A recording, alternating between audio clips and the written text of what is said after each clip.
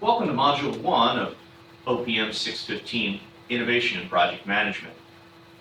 I call this module our Intro to Innovation section. It's where we're going to collectively get our heads around what innovation is in today's economy. Why is it that companies want to be identified as innovators? What do they expect to gain from that? And what are some of the hurdles that we might run into in working towards that goal? So right here at the beginning of our course in Module 1, and then we'll follow up next week with additional module on innovation, and then we'll turn our focus to the project management portion of the course. So let's build a working definition of innovation. That'll be kind of the question to put in the back of your mind. What exactly is innovation? A lot of us have our own definition of what that is and whether we consider ourselves to be innovative people, whether we consider that we work for innovative organizations, and what does it mean for an organization to really be innovative. And we can look in the far spectrum and we could say maybe Apple, looking at some of the products, maybe we could look at Google and looking at some of their technology products. We might say there's an innovative company, but where do the rest of us fall in that spectrum? So that's what we want to get our heads around this week through the articles, through various means. So I'm not going to answer the question right now, but we need to be asking the question at least. What are the key ingredients? What's that magic recipe that goes into creating an organization that is actually innovative and that gets the benefits out of that innovation? Because innovation certainly takes an investment. It takes an investment in culture change. It takes an investment in actual assets that need to be acquired. It takes a lot of investment in many ways, and so we want to make sure that we're getting that return.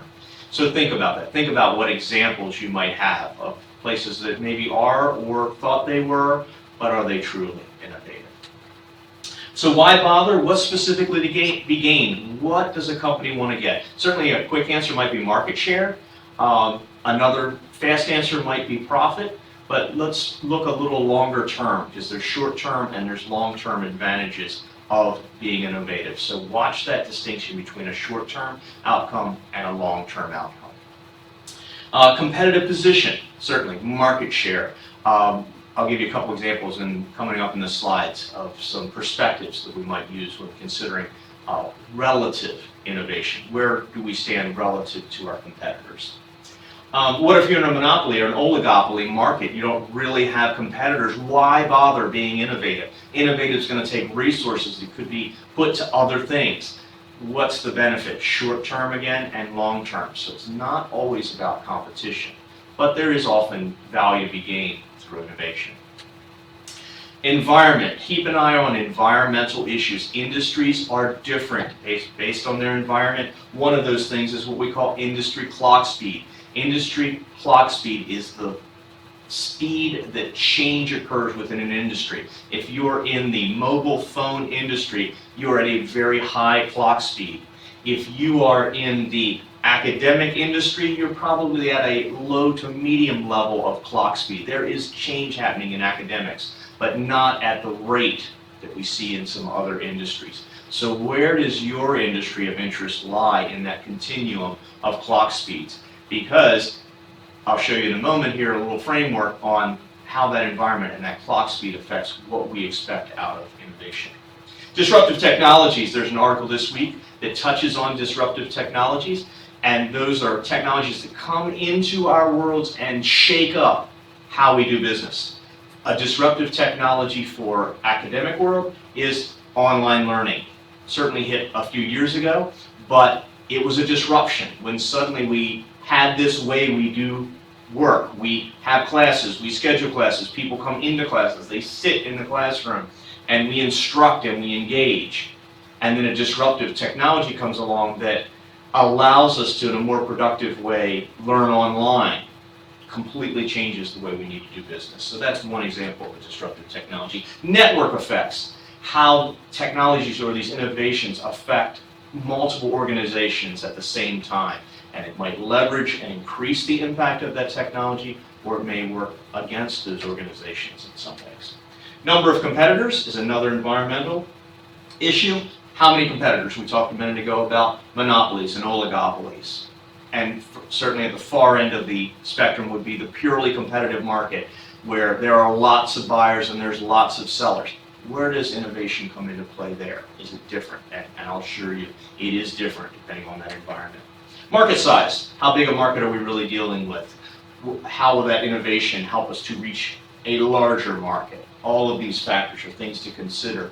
So when defining innovation, it can be rather difficult because it depends. It depends on those context factors in how it will be applied. Government participation and regulation. At times, government will drag us down on innovations. They'll ask us to hold back, say, hold it, we're not sure that that's a safe direction to be going. We might not approve it in the FDA-wise. There may be other legislative bodies that are concerned about EPA effects and others, that an innovation may be held up for some time seeking approval, whereas other innovations may be pushed forward by legislation, and so we may be forced to innovate. So government participation and legislation and regulation can vary depending on the situation. A couple items we're going to touch on. This article specifically is part of our work this week, and there's a question based on it that you'll be answering and submitting in written form to me. It's by Lieberman and Montgomery. And it dates back to 1988, and that's a long time ago, but they were the first people to really do some substantive work on first mover advantage.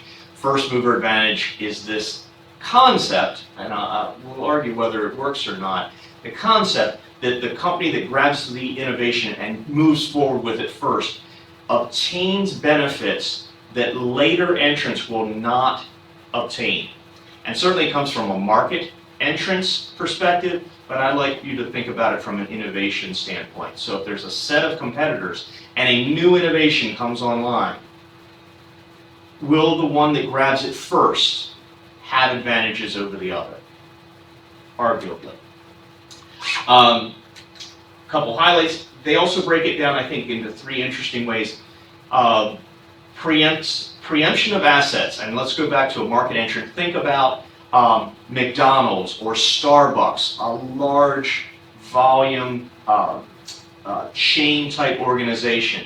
First mover advantage for them has a preemptive aspect in they moved first, they got that great location. And when that next competitor of Starbucks, whether that's Pete's or Caribou or some other fairly large group came into the market, they went, you just grabbed the best location, I can't go there now. That's a preemption of assets. Leadership in product and process technology. By innovating, those leaders gain knowledge that got them further down the line, and the others will now have to catch up. So you've created a knowledge asset that can be leveraged further and further and further that you leave the other guys behind on. They could catch up on, but it could be leveraged differently.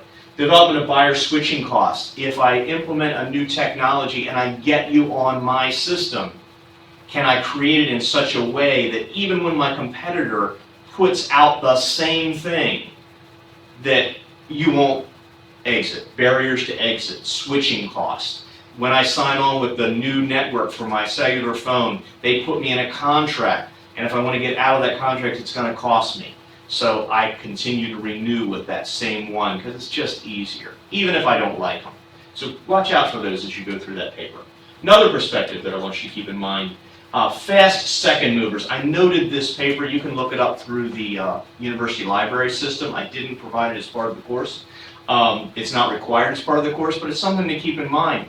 These fellows Lee came forward with this concept, fast second movers, and his concept is that the second person in actually can benefit greatly, even beyond the first mover. So being a second mover isn't necessarily a bad thing. Potentially, you look at cell phones, that first entrant into the cell phone market had to teach all the consumers why they wanted cell phones. How about the next tier? When smartphones came, we didn't even know we wanted smartphones.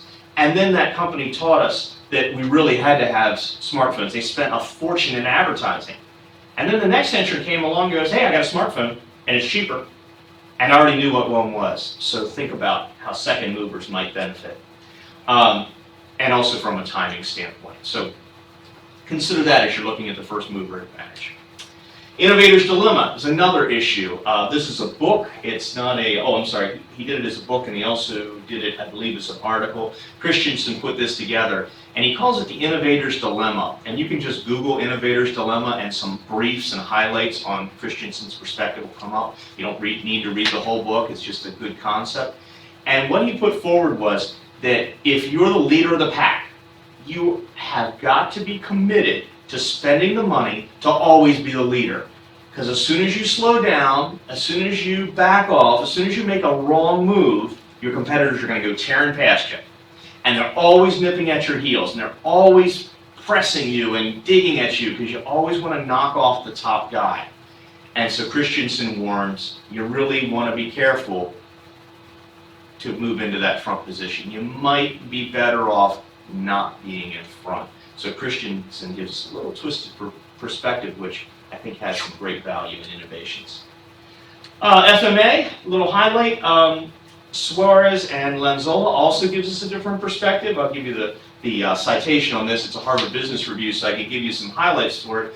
But Harvard Business Review, in their ultimate control of the world, has said that you can't require a Harvard case for reading in a course unless you buy the article. So I'll just tell you about the article. Harvard says, and I agree with this completely, the circumstances matter, the context matters, all those elements that I talked about a few minutes ago. There's two types of FMA, durable or short-lived, and long-term or durable or indurable, sorry. The short run and the long run. And either one is okay, but you can't make a short-run investment of large capital and think it's going to be long run. So the article comes back to caution us on that. And the issue is the clock speed of that industry.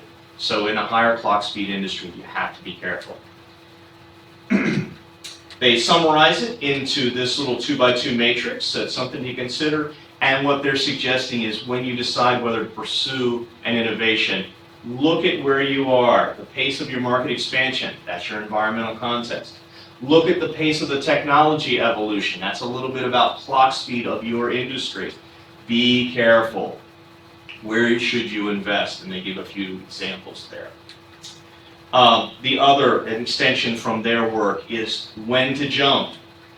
This lays out, hey, these are things that are short term, you might not want to be in them. These are ones that are long-term. You would want to be in these. So they start to make sense of innovations and making decisions on when to move towards innovations and when to stay back and cautiously watch what goes on. So some neat little perspectives. I want to get your mind stirring a little bit about innovation. The other side of innovation is there's a risk. It might not work out. Risk is the measurement of what happens if it doesn't work out. How much might I lose if it's not a sure thing, because there are no sure things. What's ROI is return on investment. So what's the chance that I am going to make a return by making this investment? How do they correlate? Pharmaceuticals, huge amounts of investment and a huge failure rate. Automotive, some fairly significant changes in automobiles when we look at hybrid technologies, battery technologies. We also see some with marginal improvements, small changes to brakes, small changes to tires, putting backup cameras on all vehicles, putting airbags completely around the passenger section. Those are all innovations. The benefits, what the customer is going to pay for varies significantly. And keep in mind that government regulation aspect. So, I'm going to close this with saying, when you think about innovation, keep these two frameworks in the back of your mind, because I believe in each of our organizations, we have the opportunity to be innovative, but it doesn't always have to be product innovation. Product innovation or service innovation is outstanding. It brings new things to our customers. There's value in that, but there are also process innovations. So don't lose sight of process innovations. We get so excited about the new phone, the new technology, the new. Process innovation is how we change, how we deliver our services and our products to our customers. And they might have even greater benefits on the bottom line. So don't lump innovation into one big group. I would challenge you to at least split it into two and be able to say, is this innovation a process innovation? What are we going to get from it? Is this a product or service innovation? What are we going to get from it? So let's get our heads around this and kind of wade in. So a little longer than I wanted to go, but gosh, it's just so much to get our heads around. Dig into those articles. Send me your responses to those questions as a single document. And also there are some other little assignments out there for this week. So check out the online materials guide and the calendar. And I'll see you on the Course Cafe.